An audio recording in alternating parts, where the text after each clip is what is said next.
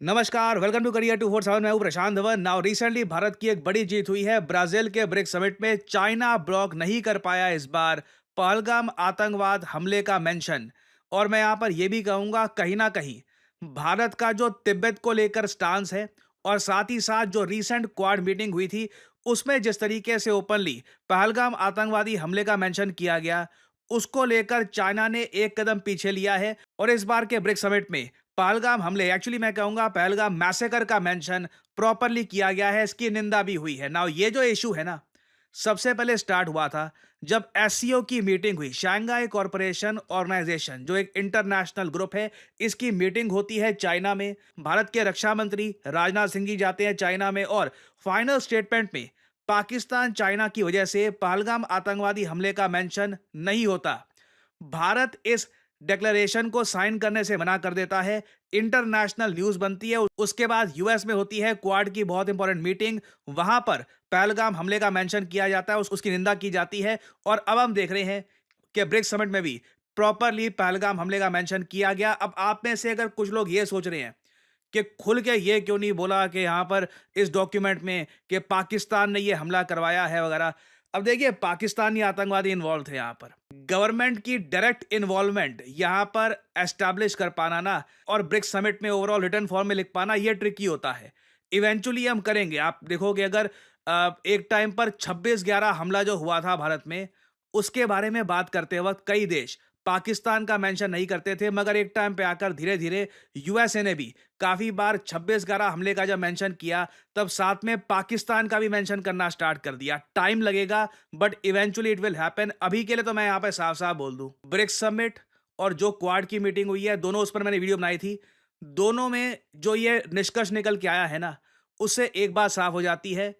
SCO का आज के समय जो महत्व है बहुत कम हो चुका है। सिंस पाकिस्तान लगातार आतंकवादियों को बचाने का प्रयास करेगा, एससीओ हमेशा एक बहुत ज्यादा प्रॉब्लम वाला ग्रुप बन के रह जाएगा। और अगर यहाँ पे आपका सवाल ये है कि अच्छा, इस बार का जो ब्रिक्स का समिट है ये होस्ट कर रहा है ब्राजील, मगर जो फोटो सामने आई है वहां पर व्लादिमीर पुतिन और शी जिनपिंग कहाँ पे है? देखिए, इस बार का जो समिट है ये पुतिन और शी जिनपिंग अटेंड नहीं कर रहे। बाकी ऑब्वियसली जो कंट्रीज की पार्टिसिपेशन है वो तो यहाँ पर बिल्कुल है। चाइना और रशिया को रिप्रेजेंट किया गया है इन दोनों कंट्रीज के मिनिस्टर्स द्वारा। रशिया के लावरोव यहाँ पे आपको दिख जाएंगे।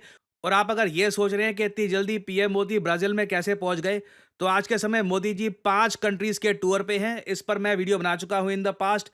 सबसे पहले ये गए थे घाना में, फिर त्रिनिदाद एंड टोबैगो, अर्जेंटीना, अब ब्राजील गए हैं ये, और फाइनली ये जाएंगे नामीबिया में। नामीबिया का मैं कोशिश करूंगा शॉर्ट वगैरह कुछ ना कुछ मैं अपलोड करूं, क्योंकि बहुत इंपॉर्टेंट कंट्री है Namibia. 11% global uranium supply Namibia से ही आती है। This will be a very important country for India. इस विजिट को भी मैं प्रॉपर्ली कवर करूंगा। बट अभी के लिए हम बात करते हैं ब्रिक्स समिट के बारे में। एक बड़ी जीत यहां पर भारत की ये हुई है कि पालगाम आतंकवादी हमले का मेंशन किया गया, but at the same time Donald Trump देखिए इस ब्रिक्स समिट को लेकर बहुत ज्यादा गुस्सा हो गए। ट्रंप ने सीधा सीधा यहां पर यह बोल दिया कि कोई भी देश अगर अलाइनमेंट करता है अपनी ब्रिक्स के साथ, और स्पेसिफिकली उन्होंने मेंशन किया कि ब्रिक्स क्या है, ब्रिक्स इनके हिसाब से एंटी अमेरिकन है। नाउ अगेन, अभी तक ब्रिक्स ने कोई एंटी अमेरिकन स्टेप चला नहीं है। इंडिविजुअल लेवल पर कुछ कंट्रीज हैं जो डॉलर को त्याग देने की बात करती हैं। फॉर एग्जाम्पल, व्लादिमीर पुतिन इसके बारे में बात कर चुके हैं। अभी रिसेंटली जो ब्राजील के प्रेसिडेंट हैं लुला डे सिल्वा, उन्होंने भी ये बात यहां पर कही है कि दुनिया को डॉलर के बियॉन्ड देखना होगा। बट आप ब्रिक्स को एंटी अमेरिकन कह नहीं सकते। मगर ट्रंप ने यह कह दिया है कोई भी देश ब्रिक्स जो एंटी अमेरिकन पॉलिसीज के साथ आगे बढ़ रहा है, ब्रिक्स का साथ देगा तो एडिशनल 10% टैरिफ मैं लगाऊंगा। नाउ फनी बात मुझको यहां पर ये लगती है, अगेन मैं इसलिए बोलता हूं, ट्रंप की धमकियां ये वो वगैरह ना सिर्फ अमेरिकन, पूरी दुनिया यहां पर बोल रही है कि इतनी खोखली लगती है। कुछ महीने पहले कुछ और बात कह रहे थे। ये जरा आप देख पाओगे, ये ट्रंप की ट्वीट है कुछ महीने पुरानी। यहां पर लिखा है कि जो आइडिया है कि ब्रिक्स कंट्रीज अब डॉलर से हटना चाहती हैं, ब्रिक्स करेंसी बनाना चाहती हैं, तो मैं ये सब होने नहीं दूंगा। ये यहां पर कह रहे हैं कि ब्रिक्स देशों को लिखित रूप में मुझे आश्वासन देना होगा कि ये कभी भी डॉलर को रिप्लेस करने की कोशिश नहीं करेंगे। अगर ये लोग ऐसा नहीं करते तो मैं 100% टैरिफ लगा दूंगा। ये कुछ महीने पहले की ट्वीट है। ट्रंप का जो प्लेटफॉर्म है ट्रुथ सोशल, वहां पे आप देख सकते हैं। अब ये यहाँ पर 100% से गिर के अब पहुंच गए हैं 10% पर। इसलिए मैं आई मीन मैंने कभी भी ना इतनी ज्यादा फ्लक्चुएशन नहीं देखी एक बड़े लीडर की स्टेटमेंट में। अगर मान लो धमकी देनी थी, क्योंकि घूम फिर के धमकियां हैं, ये ना 10% लगना है ना 100% लगना है, लगेगा भी तो आपको पता है कुछ महीने तक होगा, फिर काफी हद तक यू टर्न ये ले लेंगे। तो एटलीस्ट मैं कहूंगा ट्रम्प को एक यूनिफॉर्मिटी तो रखनी चाहिए कि अगर ब्रिक्स कंट्रीज को धमकी देनी है तो टैरिफ का जो यहाँ पे थ्रेट है ये यूनिफॉर्म रहे। तो अगेन ट्रम्प के थ्रेट को लेकर किसी ने कुछ सीरियसनेस दिखाई नहीं, उल्टा ब्रिक्स कंट्रीज ने डोनाल्ड ट्रंप के टैरिफ्स की निंदा करी है जॉइंट स्टेटमेंट में। और भारत ने भी, ना सिर्फ Bharat, obviously India, China, Russia तीनों ने मिलकर डोनाल्ड ट्रंप के टैरिफ्स की निंदा करी है। इधर आप लोग देख पाओगे आर्टिकल, ब्रिक्स लीडर्स ने डोनाल्ड ट्रंप के टैरिफ्स और यूनिलैटरल सैंक्शंस की निंदा करी है। और अगेन देखो, मैं यहाँ पे थोड़ा ये भी शेयर करना चाहता हूँ, as a person who covers geopolitics, मेरे लिए ना ये सब इतना फ्रस्ट्रेटिंग होता है, मैं आपको डिस्क्राइब नहीं कर सकता। क्योंकि यूजुअली जब यूएस प्रेसिडेंट कुछ बोलते हैं ना तो कुछ वजन होता है उसके पीछे, एक आप मान के चलते हो कि this will be the policy. मगर इतने फ्लिप फ्लॉप्स हो रहे हैं यहाँ पर कि सब कुछ मजाक बन के रह गया है, and it's really sad to see. और आप अगर जो ब्रिक्स लीडर्स हैं इनकी स्टेटमेंट देखोगे तो ओपनली यहाँ पे जो टैरिफ्स का मिसयूज किया जा रहा है यूएस द्वारा, इसकी निंदा करी गई है। ये भी मेंशन किया गया है कि स्टारवेशन, भुखमरी को एक वॉरफेयर का टैक्टिक यूज किया जा रहा है, हम इसके अगेंस्ट है। ये ऑब्वियसली जो गाजा में सिचुएशन है उसके बारे में बात की जा रही है। ये गाजा के साथ जो हो रहा है, प्राइमरली जो इजराइल की वहां पर डिफेंस फोर्स कर रही है, तो उसी के बारे में बात की जा रही है यहाँ पर। और फाइनली जो एयर स्ट्राइक्स करी गई थी ईरान पर, यह वायलेशन है इंटरनेशनल लॉ की। अब एक बार सोच कर देखना, पाकिस्तान पे हमने खूब सारी स्ट्राइक्स करी, इंटरनेशनल कम्युनिटी मानती है कि वो स्ट्राइक्स लेजिटिमेट थी, करनी चाहिए थी, इसलिए वहां पर वायलेशन ऑफ इंटरनेशनल लॉ आपको नहीं मिलेगा। ये भारत की एक और बड़ी जीत है कि किसी भी समिट में आप देख लीजिए, जो हमने पाकिस्तान के एयर बेसेस डिस्ट्रॉय किए हैं उसकी कहीं भी निंदा नहीं करी गई। और इस बार के समिट में आप ये भी देखोगे कि ब्रिक्स देशों ने यह भी ओपनली कहा है कि डब्ल्यूटीओ की जो इंपॉर्टेंस है बिल्कुल हट गई है। कोई भी country, I mean primarily US को अगर हम देखें, कभी भी मन करता है किसी पर भी टैरिफ इंपोज कर रहा है, कहीं ना कहीं डब्ल्यूटीओ की इंपॉर्टेंस को वापस सेंटर स्टेज पे लाना होगा, या फिर एक संगठन होना चाहिए जो इंटरनेशनल ट्रेड, टैरिफ वगैरह को रेगुलेट करे। क्योंकि अभी क्या हो रहा है कि कभी भी कोई नेता उठ के कुछ बोल देता है कि मैं इतने टैरिफ लगा दूंगा, उससे स्टॉक मार्केट ऊपर नीचे हो जाती है। लोगों का विश्वास इस तरीके से जो बड़े इंस्टीट्यूशंस हैं उससे धीरे धीरे हटना स्टार्ट हो जाता है। सो अगेन, जो ब्रिक्स समिट हुआ है इस बार बहुत इंपॉर्टेंट है। ओपनली गाजा में जो हो रहा है उसकी निंदा करी गई, ईरान पे जो अटैक्स हुए हैं उसकी निंदा करी गई। यूएस, इजराइल दोनों इस बार के ब्रिक्स समिट को देखकर खुश नहीं होंगे। और इंटरेस्टिंग बात देखिए, भारत ने इस बार के ब्रिक्स समिट में इजराइल को बिल्कुल नहीं बचाया, कहीं से भी हमने इजराइल का मेंशन ब्लॉक करने की कोशिश नहीं करी।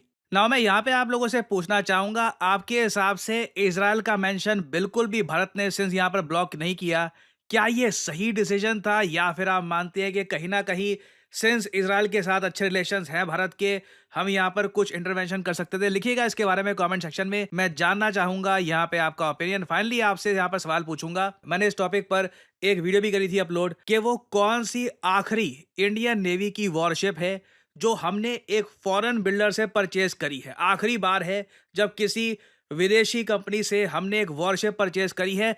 ये है यहाँ पे आपकी options: INS Vikrant, INS Delhi, INS Kolkata, या फिर आईएनएस तमाल। कमेंट सेक्शन में करिए उत्तर। जो लोग देंगे सही आंसर उनकी कमेंट को मैं दे दूंगा हार्ट, ताकि बाकी लोग समझ पाएं कि सही आंसर क्या है। आप लोग यकीन नहीं करेंगे कितने सारे लोगों से मैं मिलता हूं और उनसे बात करता हूं और उनका एक ही सवाल होता है कि करियर में अब क्या करें। यू नो व्हाट, मुझे मैथमेटिक्स इतना अच्छा लगता नहीं है, कोडिंग वगैरह सीखने में मेरा मन नहीं लगता, मुझे कुछ और एक मतलब क्रिएटिव जॉब जहाँ पे मैं अर्ली स्टार्ट कर सकूँ, वैसा कुछ सजेस्ट करिए। वेल, मैं यहाँ पे आपको बताना चाहता हूँ डिजिटल मार्केटिंग के बारे में। डिजिटल मार्केटिंग के अंडर आपका करियर कैसा हो, इस फील्ड के अंडर आप बन सकते हैं डिजिटल मार्केटिंग असिस्टेंट, आप बन सकते हैं एक एसईओ राइटर, आप बन सकते हैं सोशल मीडिया स्पेशलिस्ट, आप बन सकते हैं एक एसईओ मैनेजर, एक कंटेंट मैनेजर। डिजिटल मार्केटिंग के अंडर आपको जॉब मिल सकती है वेरियस सेक्टर्स में, और ये जॉब्स लगातार बढ़ती जा रही हैं। एंड सिमिलरली आप देखोगे डिजिटल मार्केटिंग के जो कोर्सेज हैं ये भी दुनिया भर में, चाहे यूएस हो, यूरोप हो, हर जगह ये कोर्सेज बढ़ते जा रहे हैं। और आप एक बात नोट करिएगा, ज़्यादातर जो ये कोर्सेज़ हैं बहुत ज़्यादा महँगे होंगे, सिर्फ़ इंग्लिश लैंग्वेज में होंगे और ये कोर्सेज़ बहुत छोटे होते हैं। 2-3 महीनों में ना हो गया कोर्स हो गया आपका, आपको बस आगे भेज दिया जाएगा। करियर 247 पे आज के समय सबसे ज़्यादा जो पॉपुलर और इन डिमांड कोर्स है इंटरेस्टिंगली, ये हमारा डिजिटल मार्केटिंग कोर्स है। रीज़न मैं आपको बताता हूँ क्या है। डिजिटल मार्केटिंग एक ऐसी स्किल है जो एक एंट्री लेवल जॉब जो एक आदमी ढूंढ रहा है, अभी अभी 12th क्लियर करी है, पहली जॉब ढूंढ रहा है, कहीं पर जॉब एक्सपीरियंस मिल जाए, उसके लिए डिजिटल मार्केटिंग बहुत ही एक इंपॉर्टेंट जरिया हो सकता है अपनी पहली जॉब प्राप्त करने का। जो ऑलरेडी लोग जॉब कर रहे हैं वो काफ़ी बार डिजिटल मार्केटिंग का कोर्स करके अपने आप को अपस्किल करते हैं, और साथ ही साथ बहुत से लोग जो खुद का बिजनेस रन करते हैं वो जानना चाहते हैं आज के समय कि डिजिटल मार्केटिंग कैसे काम करती है, खुद के ब्रांड को वो कैसे प्रमोट कर सकते हैं। और इसलिए मैं कहूँगा करियर 247 का डिजिटल मार्केटिंग कोर्स ये फ्यूचर का कोर्स नहीं है, this is the course of now.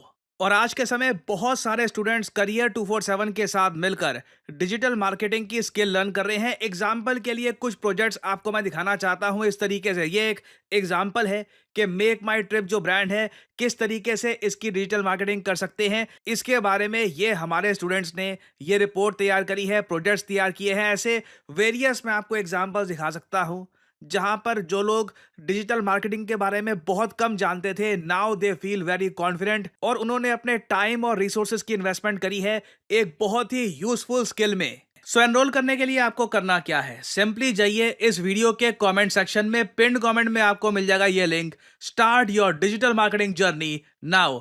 और यहां पे आपको करना है इस लिंक पर क्लिक, आपके सामने खुल जाएगा ये पेज। इधर अपना नाम, ईमेल आईडी, फोन नंबर और ऑब्वियसली डिस्काउंट कोड यहाँ पे डाल देना PD10, ताकि जो प्राइस है इस कोर्स का इससे बहुत ज्यादा कम प्राइस में आपको ये कोर्स मिले। अगर आप कोड डालना भूल जाओगे तो प्राइसेस आपको काफी इंक्रीज मिलेंगे यहाँ पर। So always enter the code PD10 and simply apply, that's all I am saying, simply apply. Career 247 की तरफ से कंसल्टेंट आपको कॉल करेंगे, आप बात कर सकते हैं, जानकारी और ज्यादा प्राप्त कर सकते हैं और आप स्टार्ट कर सकते हैं अपनी journey in the world of digital marketing. और याद रखिएगा, this is not just digital marketing, this is digital marketing with generative AI। So इसी नोट के साथ यह है वीडियो का अंत। Thank you for listening and as I always say, may the gods watch over you.